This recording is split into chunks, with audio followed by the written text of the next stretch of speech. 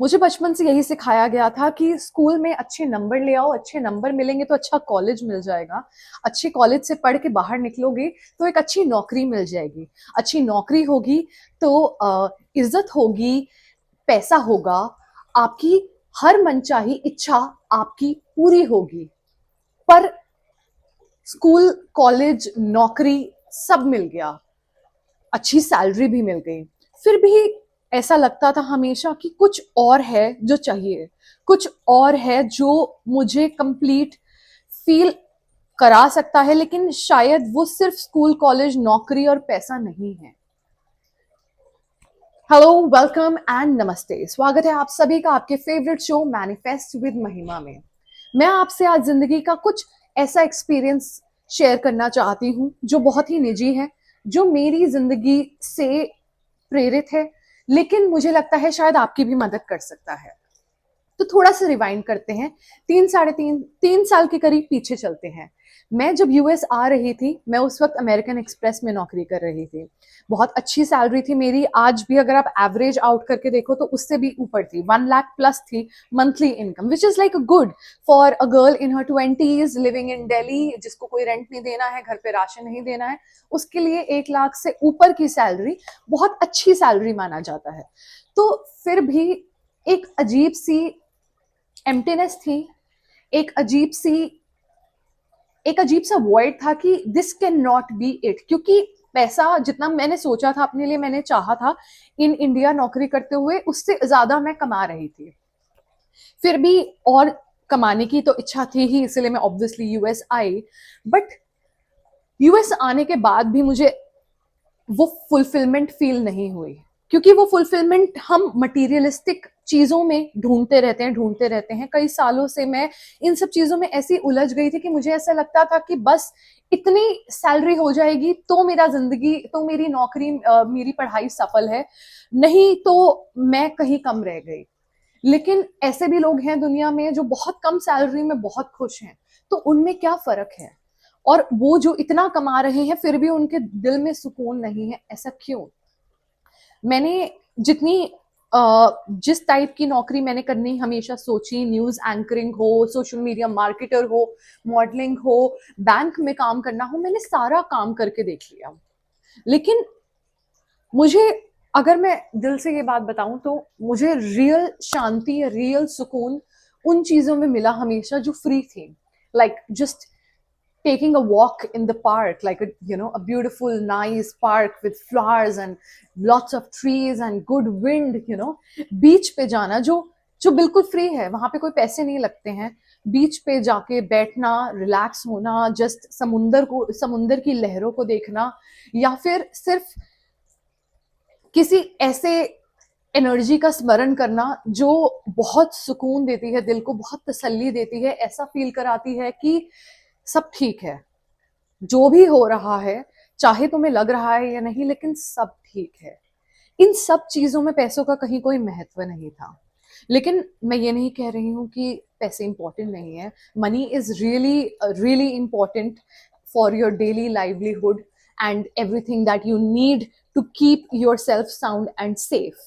But मैं ये कह रही हूँ कि एक हद के बाद पैसा आपको वो खुशी नहीं देता है जो इस अर्थ पे मौजूद जनरल रैंडम चीजें दे देती हैं, जैसे nature, just fish, just looking at the wild life, just connecting your self with higher energy.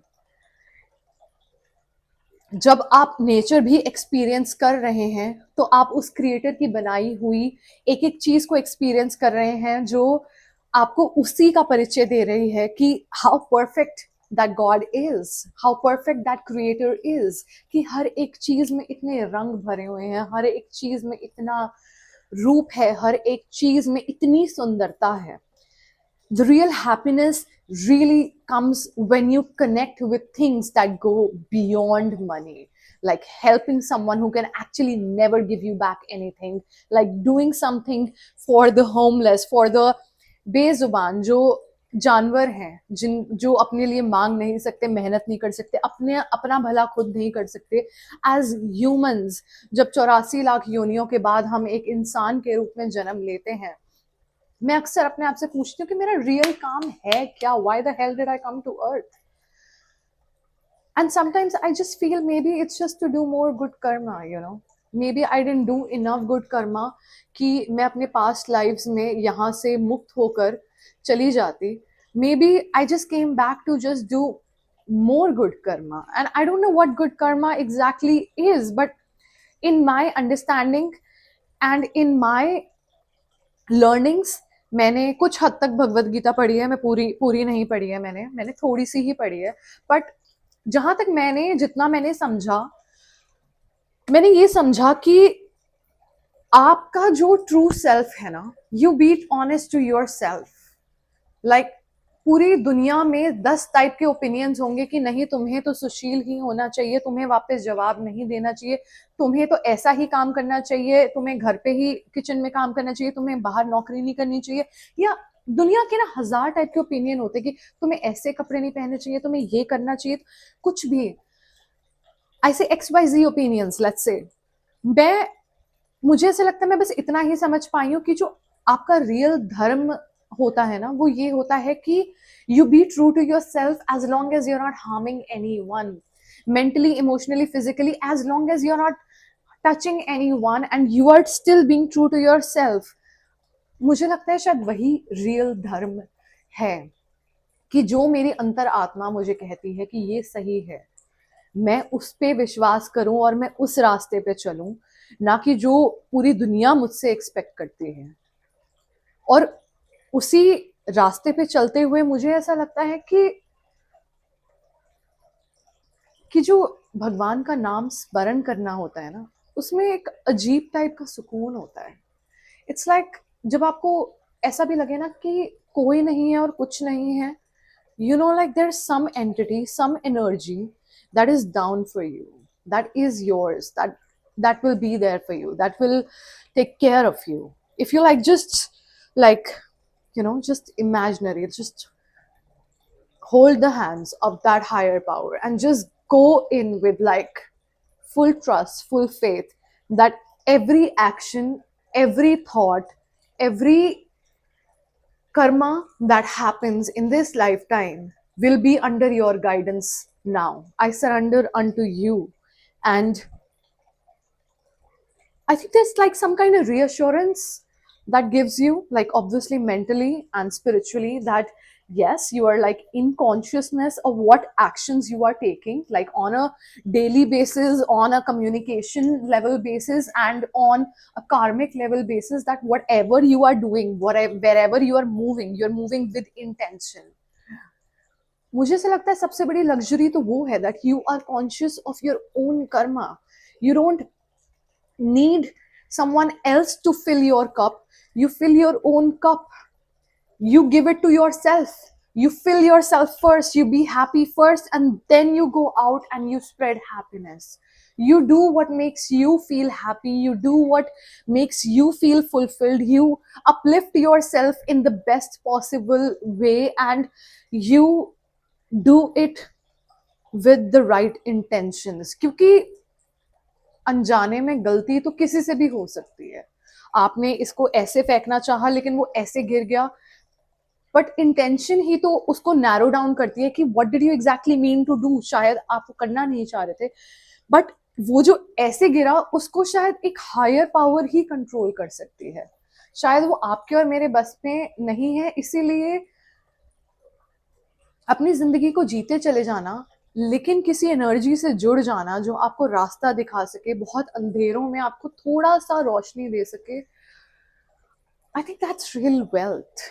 Like when you have maybe made a certain number of money, you have like the basic needs met, roti kapda makan is met, and then you realize कि okay, there is a higher energy that can give me the fulfillment that this materialistic world cannot. वही energy मुझे तब feel होती है when I'm sitting at the beach and just looking at the ocean, and वही energy मुझे तब feel होती है when I'm just looking at, you know, the trees and the plants, and it's like so fresh and so full of life. I don't know, it's like these are just the things that comfort me more than people have ever comforted me. मैंने American express की बात इसलिए छेड़ी क्योंकि वो नौकरी करते करते ही शायद मुझे ये चीज रियलाइज हुई थी कि bro, you set a target for से like 1 lakh in this job, you got it, you're still not happy. It's like, what the fuck do you really want? And no disrespect, like, I love money. I always welcome money in my life, and I am so blessed. I absolutely adore money, but I believe that money is simply a tool to get you to the life that helps you find fulfillment in the higher energies that are beyond this material world. Because I think our soul is kind of eternal, and we are only here for a little bit, but whatever actions we are doing, whatever karma we are doing, whatever thoughts we are thinking are gonna go back with us. And मुझे ऐसा लगता है कि जितना हम नाम जपें, जितना हम गॉसिप से दूर रहें, जितना हम किसी का भी हार्म करने के बारे में, तो I don't think we should ever even think of it. वो तो like that's like completely out of line. Jealousy and envy तो completely out of line. But knowingly, unknowingly, मुझे ऐसा लगता है your every thought, your every breath should be directed to an energy जो आपके आज के और आपके पहले के हर कर्म को काट दे. मुझे नाम जपने का सबसे बेस्ट तरीका हरे कृष्णा कृष्णा कृष्णा हरे हरे, हरे राम राम राम हरे हरे. कहा जाता है कि जब श्री कृष्ण के नाम के साथ हरे हरे आगे पीछे लगता है तो वो कुछ और नहीं, आपके उन पिछले जन्मों को आपके उन पिछले जन्मों के पापों को हरते हैं जो आपको आगे के टाइम में may be they will like circle you around. And I think it's like really strange that I feel so deeply enchanted by the higher power, and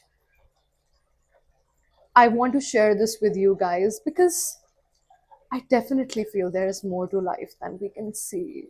There's just so much more than you can see beyond the material world, and there is good and there is bad energies in this universe. But once you like hold on to the good ones so tight, the bad ones can't ever fuck with you, like, never. Even if someone tries to, maybe for a day or two, but nope. If you like put in your faith, I think whatever we call him by the name in your religion, I don't know what religion you follow, but I think there is like a very strong higher energy. And I really feel that if you do surrender unto him, he can do wonders, or she can do wonders, because there are deities that I do follow, and I'm just very happy that I finally understand that there is more to life than just the material world that we feel so entangled in all the time. And हमें ऐसा लगता है कि if we're wearing like certain brands, we have made it in life, we have accomplished. I don't even know where those handbags or those branded materials are gonna go, but I do know in my heart very strongly that whatever good or bad karma we do, that stays with us, that goes with us. I believe in living consciously. And I can tell you that if you are conscious about your actions, your doings, your thoughts, the universe is going to be more conscious about what that serves you. And you want to be served consciously. Thank you so much. This was not the kind of video that I was expecting to make today. I think I went like really off track. But if you do like it, share it with someone who might need to hear this. Thank you so much for watching. I love you all. I will be back with another episode. Radhe Radhe.